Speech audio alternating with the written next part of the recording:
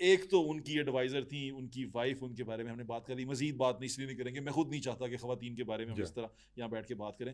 دوسرے جو شخص تھے جو اب زیر عتاب ہیں، جن کے اوپر یہ الزام اب چارج شیٹ میں ہے کہ انہوں نے سیاسی اس میں پروسیس میں، سیاسی سسٹم میں مداخلت کی، ڈیوٹی میں رہتے ہوئے بھی، ڈیوٹی کے بعد بھی.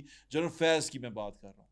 ان کا کردار آپ کو پہلے سمجھ میں نہیں آیا، کیونکہ آپ دیکھیں وہ ایک D G I S I تھے اور وہ صحافی، آپ صحافی ہیں اور آپ یہ سارا کچھ دیکھ رہے تھے، آپ کو یہ پتا جو تھا. بشرا بی بی کو خان صاحب اتنا اللہ لوک نہیں سمجھتے تھے نا، اس میں بھی جنرل فیض صاحب کا بڑا کردار تھا. اور یہ بات کوئی میرا خیال ہے اس سے پہلے بھی ریکارڈ پہ لا چکا ہے کسی انٹرویو میں. موکل کیا گیا، ان کے موکل وہ تھے، اب تو ہر ان صحافی کے یہ کہتا موکل یہ تھے، یعنی وہ خان صاحب کو بتا دیتے تھے کہ جی اب یہ، وہ بشرا بی بی کو بتا دیتے تھے کہ ہمارے پاس ایسی اطلاعات ہیں، وہ بشرا بی بی کو بتا دیتے تھے کہ یہ ہونے والا ہے آگے چل کے. ظاہر ہے وہ D G I S I تھے، انہیں سارا پتا تھا. اور بشرا بی بی خان صاحب کو بتا دیتی تھی کہ یہ ہونے والا ہے، اور خان صاحب کہتے تھے یہ تو بڑی اللہ لوکنی ہے، اس کو تو سارا پتہ ہے. اور میں نے ایک دفعہ بڑے طریقے سے خان صاحب کو ایک واقعہ سنایا تھا. میں نے کہا جی کچھ اللہ لوکنی یا اللہ لوکنی اس طرح کے ہوتے ہیں کہ جس کو ہم کہتے ہیں. تو میں نے کہا وہ ایک خاتون، جو ایک لڑکی جو ہے وہ گھر سے بھاگ گئی اپنے کسی بوائے فرینڈ کے ساتھ. تو اس کے والد صاحب اپنے دوست سے کہتے ہیں، اس لڑکی کے والد اپنے دوست سے کہتے ہیں کہ میری کڑی گھروں پجتے گئی ہے پر ہے بڑی اللہ لوکنی، انہیں پرسوں ہی دستا سی 2 دن بعد ابا گھر چ جی نہیں ہوئے گا. تو یہ بات سن کے انہوں نے کیا اس کا ریاکشن دیا؟ نہیں، کیا ایسی باتیں جو ہیں وہ اگر سمجھیں بھی تو وہ سمجھنے والے کے لیے اشارہ ہے. وہ ظاہر نہیں کرتے کہ میں سمجھ گیا ہوں. اچھا، جو ہمارے یہ D G I S I سابق تھے جنرل فیض صاحب، جو ابھی ملٹری ٹرائل میں بھی ہے، ان کا ٹرائل ہو رہا ہے، یہ کس طرح کی شخصیت تھی یہ اس سارے شخص اگر پروسیس؟ عمران خان کے ساتھ نہ جڑا ہوتا، عمران خان بڑے مہذب طریقے سے اپنے اقتدار کی مدت پوری کر لیتے. آپ نے اتنی بڑی بات کہی. جی بالکل، میں پورے وثوق سے آپ کو کہہ رہا ہوں، اگر جنرل فیض حمید عمران خان کا D G I S I نہ ہوتا، عمران خان بڑے باوقار طریقے سے، مہذب طریقے سے اپنے اقتدار کی مدت پوری کر لیتے. اور یہ جو جن کو اب لوگ کہتے ہیں کہ جی ان کو، باجوہ صاحب کو نہیں پتا تھا یہ ساری باتیں؟ یہ کیسے ہو سکتا ہے کہ باجوہ صاحب کو اگر پتہ نہیں تھا تو وہ پھر کیا ٹھنگنے کے آرمی چیف تھے، انہیں پتہ ہی ہوگی. تو پھر لیکن ان کو ساتھ میں کیوں نہیں رکھا جا رہا اس ساری وہ پروسیس؟ ظاہر ہے عمران خان کو بہت زیادہ اس نے اپنے شیشے میں اتار لیا ہوا تھا. ایک اعتماد کی ایسی فضا بنا لی ہوئی تھی جس میں عمران خان کے لیے army chief I S I کے ڈی جی تھے اس وقت کے. یعنی وہ اس وقت کے جو D G I S I تھے فیض حمید، ان کو وہ آرمی چیف سمجھتے تھے، اور آرمی چیف کو وہ D G I S I کا رتبہ بھی نہیں دیتے تھے. یعنی کہ وہ ایک کشمکش اندر ہی تھی جس کے یہ بھینٹ چڑھ گئے. یہ جس کا یہ شکار ہوئے. اوہو، یہ تو بڑا. میں نے دیکھے، میں نے زویب صاحب، میں نے خان صاحب سے یہ کہا تھا، گزارش کی تھی، میں نے کہا خان صاحب آپ کے پاس 2 راستے ہیں.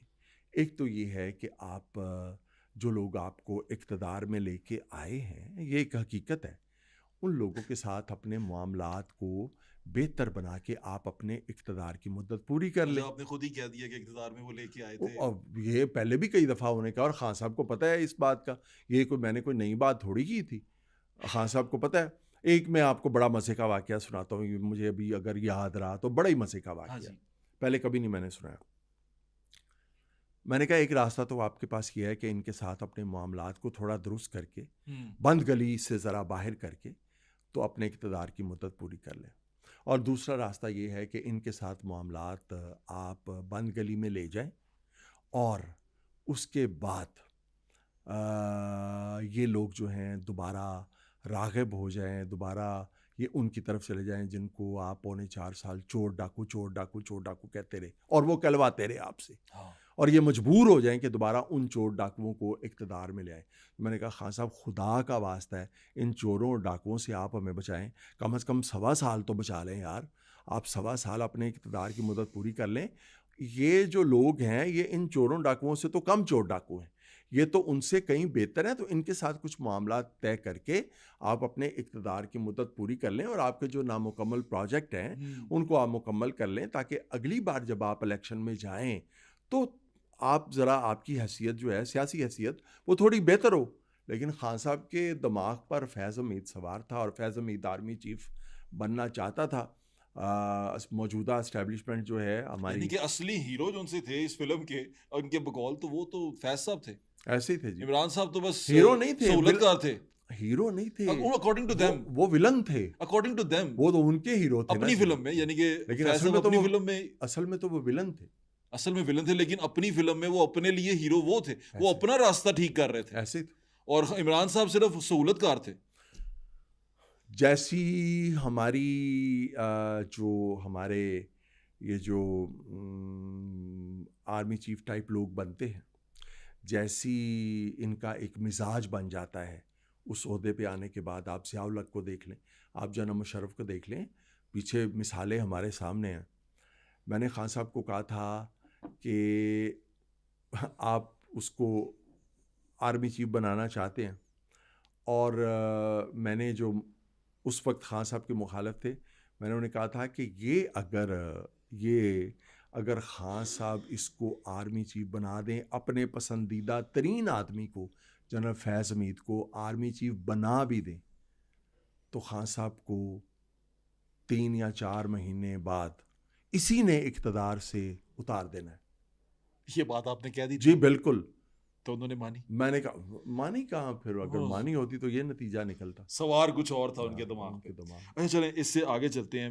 اس سارے کے اندر صحافی انوالو ہو گئے تھے, کچھ جو صحافی بڑی ترقی بھی کر گئے, اور وہ مجھے یاد ہے, میں آپ سے اس لیے شیئر کر رہا ہوں کیونکہ میرے ساتھ بھی ایسا ہوا کہ مجھے پرائم منسٹر ہاؤس سے ہی وہاں کچھ لوگ تھے جو ان کے ڈیجیٹل میڈیا ونگ میں تھے, انہوں نے کہا کہ شفقت محمود صاحب نے کہا ہے یہ کہ یوٹیوبرز ڈھونڈو. اس وقت ابھی یہ نیا نیا شروع ہوا تھا, ڈھونڈو. اور انہوں نے کہا کہ صرف خان کی حق میں 3-4 ویڈیو بنا, تجھے ہم اسپانسر بھی دیں گے اور تیری ویڈیو کو ہم آگے اس پروموٹ بھی کریں گے. میں نے وہ نہیں کیا کیونکہ میں اور طرح کا بندہ تھا, پاگل تھا ذہنی طور پہ, مجھے سمجھ نہیں آئی کہ یہ کیوں کرنا ہے. تو وہ دوسرے لوگ اس میں شامل ہو گئے. ان صحافیوں کا بارے میں آپ کیا کہیں گے کہ وہ کس جگہ طرف سے آ رہے تھے اور اب وہ کہاں کھڑے ہیں؟ جیسے عمران ریاض صاحب تھے, صدیق جان صاحب تھے. میں اس کے بارے میں کچھ زیادہ, میری برادری ہے, اپنے پیٹ سے کپڑا اٹھاؤں گا تو خود ہی ننگا ہوں گا. لیکن مجھے ایک بار خان صاحب نے بلایا, فاروق حبیب نے مجھے کہا کہ خان صاحب تم سے ملنا چاہتے ہیں.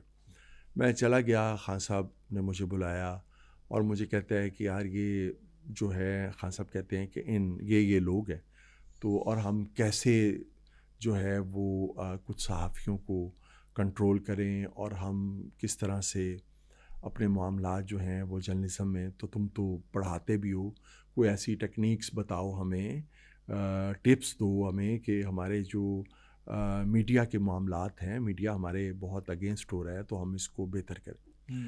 تو میں نے انہیں 3-4 نام بتائے. میں نے کہا جی کہ یہ اس وقت بہت ہمارے اگینسٹ آ رہے ہیں, تو آپ ان کے ساتھ ملیں, جی ملاقات کریں. جی ٹھیک ہے. تو مجھے کہتے ہیں تم کسی دن ان کو لے آؤ. میں نے کہا بالکل میں نے یہ نہیں کرنا. ان کو یہ تاثر ہی نہیں ملنا چاہیے کہ اس ملاقات کا اہتمام میں کر رہا ہوں.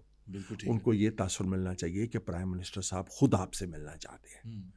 میں بیچ میں نہیں آؤں گا خان صاحب, یہ میں آپ کو بالکل صحیح, ایک جو دوست ہے وہ مشورہ, ادروائز میں تو اپنے نمبر بنا لوں نا. میں نے کہا جی آپ کو جو ہے وہ میں لے کے چلتا ہوں پرائم منسٹر کے پاس, تو ہو سکتا ہے وہ میری بات کو بھی رد کر دیں. لیکن جب آپ خود ان سے رابطہ کریں گے, اور وہ آپ کے پرانے مہربان ہیں اور اس وقت کے مہربان ہیں جب آپ اقتدار میں نہیں تھے, تو پھر کیا ہوا؟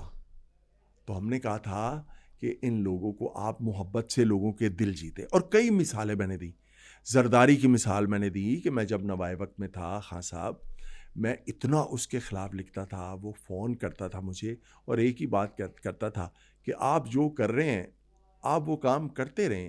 ظاہر ہے جب زرداری صاحب نے کہا, ظاہر ہے جب آپ میرے کام میں مداخلت نہیں کرتے کہ مجھے صدارت کیسے کرنی چاہیے کیسے نہیں کرنی چاہیے, تو میں آپ کے کام میں بیٹا کیسے مداخلت کر سکتا ہوں کہ آپ کو صحافت ایسے کرنی چاہیے, صحافت ایسے نہیں کرنی چاہیے. میری خواہش تو بس اتنی سی ہے کہ ہم آپ کو اپنا دوست بنانے میں کامیاب ہو جائیں. واہ. یہ انہوں نے 2-3 بار فون پہ مجھے یہ کہا کہ ہم نے آپ کو اپنا دوست بنانا ہے. واہ. اور اس کے بعد میں جب بھی کالم لکھنے بیٹھتا تھا اور اس کی کسی ناقص ترین پالیسی پہ بھی میں جب لکھتا تھا تو الفاظ میں میرے سختی پتہ نہیں کون سی قوت غائب کر دیتی تھی اور میرے الفاظ بڑے نرم ہو جایا کرتے تھے. کہ بات چیت کی وجہ سے یہ ہوتی ہے محبت. جی ایسے ہی ہے.